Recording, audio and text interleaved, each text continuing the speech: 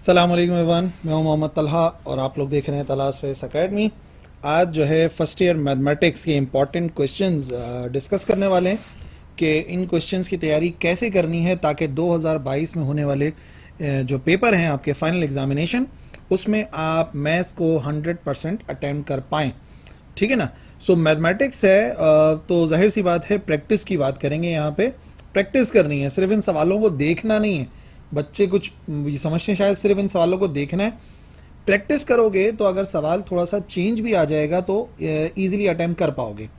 ठीक है ना। तो इस वजह से मैं बार बार कहता हूं कि we have to practise. Okay, so start करते हैं। चैप्टर नंबर 1 आपने नहीं स्टडी करना, अनइम्पॉर्टेंट है, और स्टडी शुरू होगी हमारे चैप्टर नंबर 2 से। चैप्टर नंबर 2 यानी कि रियल एंड कॉम्प्लेक्स नंबर्स। इसमें 2.1 रहने दो। 2.2 से कुछ क्वेश्चंस हैं उनकी प्रैक्टिस करो। 2.1 तो जाहिर सी बात है, सिर्फ जो है वो आपने देखना होता है, ग्रेटर देन लेस देन वगैरह का जो कॉन्सेप्ट है उस लिहाज से देखना होगा। बाकी जब आप आ जाओगे चैप्टर नंबर 2 पे तो आपको एक्सरसाइज मिलेगी यहाँ पे 2.2, और 2.2 में आप क्वेश्चन नंबर 3 देखो, 4 देखो, ताकि आपको कॉम्प्लेक्स इक्वेशन सॉल्व करनी आ जाए। 3, 4, 5, 7 ये सब इवेल्युएट या वेरिफिकेशन वाले क्वेश्चंस हैं, इनको आप सॉल्व करो। और इसी तरीके से अहम सवालों में से एमसीक्यूज नहीं पूछ लेते हैं। जो क्वेश्चन नंबर 11 है और स्पेशली इसका पार्ट 4, वैसे सारे पार्ट करके देख लेना, लेकिन पार्ट 4 कर लो बेहतर है। और question number 9 very very important है। सॉरी, क्वेश्चन नंबर 8 बहुत इंपॉर्टेंट है, फैक्टराइज करना है in the set of complex numbers. ठीक है जी। सो 2.2 के ये सारे क्वेश्चन जो है वो आप लोग देखिएगा, और फिर आ जाइए 2.3 पे। 2.3 का एक ही सवाल दे रहा हूँ प्रैक्टिस करने के लिए, और वो है आपका 2.3। और 2.3 में आपने क्या करना है, रियल, ये जो क्वेश्चन नंबर 3 है ना, इसमें रियल और इमेजिनरी पार्ट्स को अलग करना होता है। तो चाहे वो एमसीक्यूज में पूछा जाए या शॉर्ट क्वेश्चन में पूछा जाए, इसकी प्रैक्टिस हो जाएगी अच्छे से और चैप्टर नंबर 2 मुकम्मल हो जाएगा। चैप्टर नंबर 3 पर आते हैं। चैप्टर नंबर 3 जो कि इक्वेशंस है, अब इसमें 3.1 के भी 2 सवाल डाल दिए, हालांकि बहुत ही आसान सी बात है क्वाड्रेटिक इक्वेशन को सॉल्व करना। तो ये जो क्वेश्चन होगा 3.1, एक्सरसाइज 3.1 के अंदर क्वेश्चन नंबर 2 है ना कि के की वैल्यू फाइंड करनी है। ये क्वेश्चन नंबर 2 हो गया, और इसी तरीके से क्वेश्चन नंबर 5 मिल जाएगा कि 3 जो है वो रूट है इस इक्वेशन का। अदरवाइज तो नहायत ही आसान है। Method of completing the square की प्रैक्टिस कर लोगे तो इंशाल्लाह 3.1 पूरी हो जाएगी। ठीक है, 3.2 में सॉल्व करना है क्वाड्रेटिक इक्वेशन से, तो मैं समझता हूँ कि वो तो आपको आता ही होगा। 3.3 पर आ जाओ, बहुत अहम है। 3.3 बहुत अहम एक्सरसाइज है। क्यूब रूट्स फाइंड करने होंगे, जो क्वेश्चन नंबर 1 है, मोस्ट इंपॉर्टेंट। 3 के, 27 के, -64 के क्यूब रूट जो मालूम करने होते हैं वो क्वेश्चन नंबर 2 में प्रूव वाले क्वेश्चन हैं, बहुत ही अहम सवाल हैं। और फाइनली क्वेश्चन नंबर 3 का पार्ट 4 देख लो तो काफ़ी हो जाएगा। ठीक है ना। बाकी 2M तक जो जा रहा होता है ना वो वाला पार्ट, बाकी एक पार्ट कर लोगे, बाकी की लॉजिक समझ में आ जाएगी। लेकिन जो इंपॉर्टेंट है ना 1 और 2 लाजमी तौर पे देखना है आपने। इसी तरीके से एक्सरसाइज 3.4 की तरफ आ जाओ।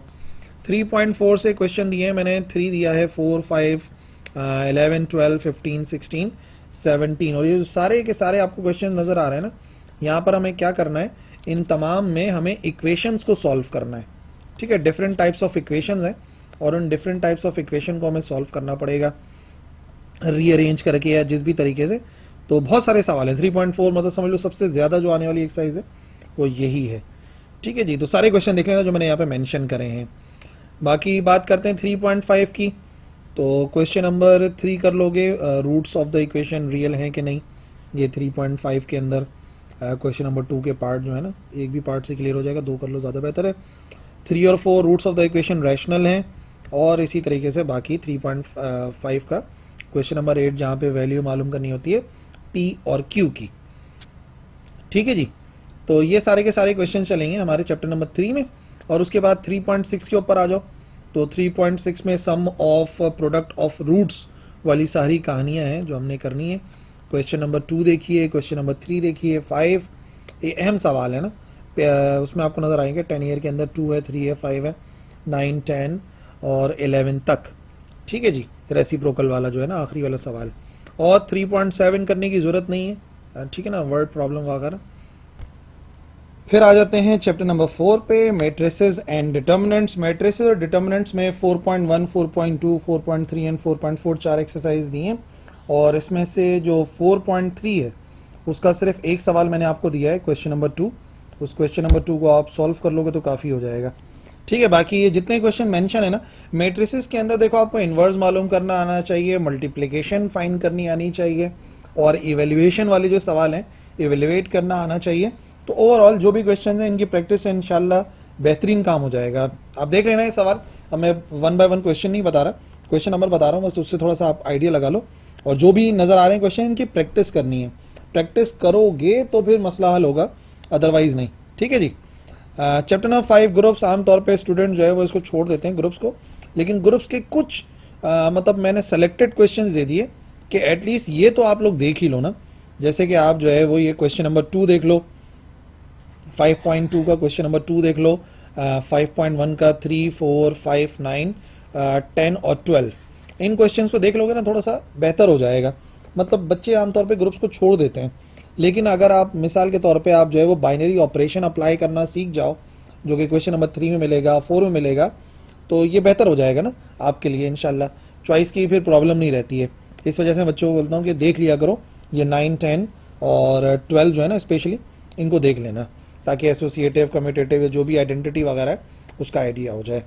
बाकी मोस्ट इंपॉर्टेंट चैप्टर आ गया है, chapter number 6 sequence and series. आप जरा गौर से देखिए 6.1, 2, 3, 4, 5, 6, 7, 8, 9, 9 एक्सरसाइजेज हैं और 9 की 9 आपने सॉल्व करनी है। मेरा जो इसमें तरीकेकार रहता है बच्चों को सिखाने का वो ये है कि आप पहले तमाम वो एक्सरसाइजेज कीजिए जिनका ताल्लुक अर्थमेटिक प्रोग्रेशन से है, या उसके सम से है, या फिर उसके मीन से है। ठीक है ना, जिस तरह 6.1, 6.2, 6.3। अब आप क्या कर लो, पहले सिंपल वाले करो, प्रोग्रेशन वाले। 6.1 आपने सॉल्व करी, प्रोग्रेशन की, एक जैसे सवाल नजर आएंगे। उसके बाद 6.4 सॉल्व करी, ज्योमेट्रिक प्रोग्रेशन के, उसमें एक जैसे सवाल नजर आएंगे। और उसके बाद 6.7 सॉल्व करी हार्मोनिक प्रोग्रेशन के, तो एक जैसे सवाल आपको नजर आना शुरू हो जाएंगे ना। तो पैटर्न पहचानना है, मतलब इस चैप्टर का मकसद ये है सीक्वेंस एंड सीरीज के, आपने सीक्वेंस को पहचानना है, आपने पैटर्न को पहचानना है। फिर सम वाली एक्सरसाइजेस को एक साथ करो, सम वाली एक्सरसाइज के बाद फिर मीन वाली एक्सरसाइज करो, इंशाल्लाह बड़ा फायदा होगा। बहुत एक जैसे सवाल होते हैं सीक्वेंस सीरीज में, बच्चों को हमेशा मैं यही कहता हूँ कि आपको इसी तरीके से सॉल्व करना चाहिए प्रैक्टिस में। पढ़ो तरतीब से, कोई मना नहीं कर रहा, लेकिन जब आप स्टडी कर रहे हो ना तो सवालात बहुत मिलते जुलते हैं, प्रोग्रेशन वाले, सम वाले और इसी तरीके से हार्मोनिक वाले। तो जो भी क्वेश्चन है सामने लिखे हुए हैं आपके, इनकी आपने प्रैक्टिस करनी है। फिर आ जाओ चैप्टर नंबर 7 के ऊपर, permutation, combination and introduction to probability. Probability find करना है, कब एंड लगाना है, कब और लगाना है, परम्यूटेशंस किस तरीके से फाइंड की जाती हैं, कॉम्बिनेशंस किस तरीके से फाइंड किए जाते हैं। ओवरऑल चैप्टर नंबर 7 आपका यही है। ठीक है ना, जब ये चैप्टर नंबर 7 इंशाल्लाह आप लोग कंप्लीट करोगे ना, और स्टार्ट पता है कहाँ से करना, स्टार्ट वहीं से ही करना कि परम्यूटेशन और कॉम्बिनेशन में फ़र्क क्या है, कौन कौन सी मिसालें हैं, और इंशाल्लाह फिर इनको अप्लाई करो। ये बहुत फ़ायदा देगा आपको चैप्टर नंबर 7 आगे स्टडीज़ में।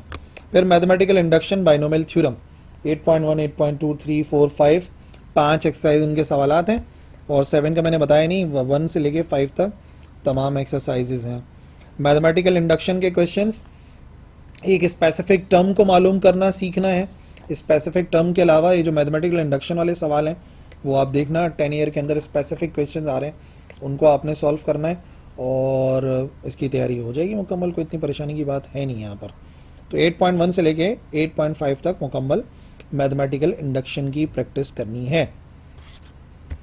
फिर ट्रिग्नोमेट्री वाला पूरा हिस्सा आ जाएगा। ट्रिग्नोमेट्री में 9.1, 9.2 आसान सी एक्सरसाइजेज हैं, और देख लो क्वेश्चंस भी किस तरीके से दिए हैं मैंने यहाँ पे। 9.1 में ये वर्ड प्रॉब्लम्स आ जाएंगी, तो वर्ड प्रॉब्लम को सॉल्व कर लोगे, S is equal to R theta को अप्लाई करते करते ना। 13.1 में तो इधर ही मसला हल हो जाएगा। और क्वेश्चन नंबर 3 से लेके 11 जो कि मोस्ट इंपॉर्टेंट है, हर साल के अंदर आ रहे हैं, जिसमें रिमेनिंग ट्रिग्नोमेट्रिक फंक्शन मालूम करने होते हैं। मतलब सारों की प्रैक्टिस कर लो, ये तो बेहतरीन हो जाएगा। ऐसी प्रैक्टिस होगी कि फंडामेंटल और ट्रिग्नोमेट्री का सवाल अटेम्प्ट करने में कोई परेशानी नहीं होगी। जब इसकी प्रैक्टिस कर लोगे तो फिर आ जाना 10.1 पे, यानी कि ट्रिग्नोमेट्रिक आइडेंटिटीज पे। तमाम की तमाम जो आइडेंटिटीज हैं सबसे पहले उनको आपने याद कर लेना है। ठीक है ना, sine square theta plus cos square theta, जितनी भी आइडेंटिटीज हैं इन सबको आपने सॉल्व करना है। तो ये जो आपके फर्स्ट एक्सरसाइज है ना, 4 से लेकर 21 तक के क्वेश्चंस की ये सॉल्व हो जाएगी। 21 में जो है वो express all trigonometric function in terms of आ जाता है, तो मैंने सारे सवालात मिला दिए हैं इसमें। उसके बाद डिस्टेंस फार्मूला को अप्लाई करना है। डिस्टेंस फार्मूला वाले क्वेश्चन आपको यहाँ पे मिल जाएंगे 10.2 में। ठीक है जी। और इसके बाद फिर आप आ जाइएगा नेक्स्ट 4 से लेके 11, और फिर ये 14 16, मतलब सबसे ज़्यादा तो इसी एक्सरसाइज से क्वेश्चन मैंने दिए ट्रिग्नोमेट्रिक आइडेंटिटीज़ के, कि आप इसको अप्लाई कर सको। ठीक है जी। 11 में ट्रिग्नोमेट्रिक फंक्शंस आ जाएंगे, ट्रिग्नोमेट्रिक फंक्शंस की प्रैक्टिस करनी है। इसमें भी बच्चे थोड़ा सा काम ये करते हैं कि नहीं छोड़ो क्या करना है इनको सॉल्व करके, लेकिन बहरहाल अप्लाई कर देना। फिर आ जाएगा 12 solution of triangles. Solution of triangles में डिफरेंट जो वर्ड प्रॉब्लम्स हैं उनको देखते रहना है। और सबसे पहले जब सोल्यूशन ऑफ ट्राइंगल्स को स्टडी करो ना, तो ये सारे के सारे जो लॉज है ना, इनको एक मरतबा इनकी जो डेरिवेशन है उसको देख लेना।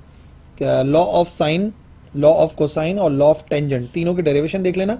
ये मेरे चैनल पे अपलोडेड भी है, सर्च करोगे ना तलाश face academy law of sine, law of cosine, तो इंशाल्लाह वीडियो मिल जाएगी। उसके बाद फिर प्रैक्टिस करने बैठो, चाहे वो वर्ड प्रॉब्लम ही क्यों ना हो, 12.1 की या डिफरेंट क्वेश्चन हो, ये तमाम की तमाम एक्सरसाइजेस के इनको आप अप्लाई कर पाओगे या ट्राइंगल को सॉल्व करने वाले सवाल मुकम्मल हो जाएंगे।